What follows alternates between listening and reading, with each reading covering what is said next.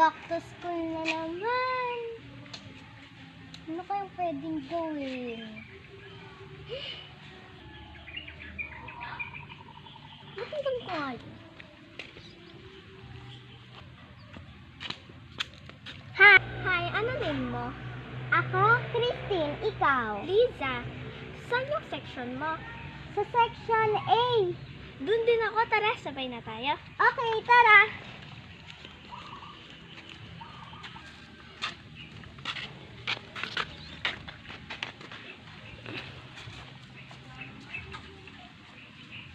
Ay! Hindi pala dito section A. Section B pala to. Doon pala. Ano ba yun? Ano ba yung favorite hobby mo? Ikaw? Siguro mag-bake. At saka, paborito ko din magsulat.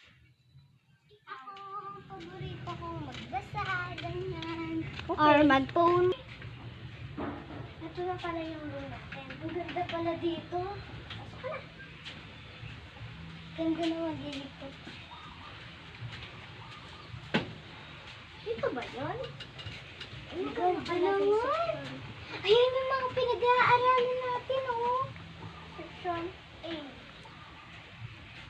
Kay Ma'am Lyra. Kay Ma'am Lyra ba to?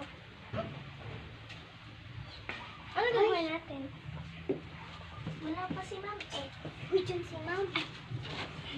Ayan, oh. Ayan yung mga susulat natin. So, good morning, class. Good morning, Mama! Buhay! Ready na ba kayo sa introduce yourself? Yes, Ma'am! So, magsisimula sa'yo. Yung naka-blue. Mag-introduce yourself ka na.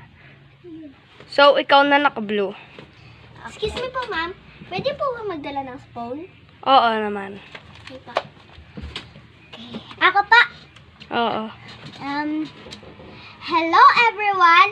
My name is Christine L. Salvador. I am 9 years old. And thank you!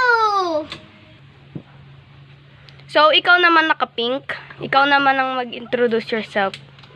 Go. Sige na. Hello everyone. My name is Liza S. Steffi Ann P. Rivera. My habit is writing. My habit is writing. Oh, yan.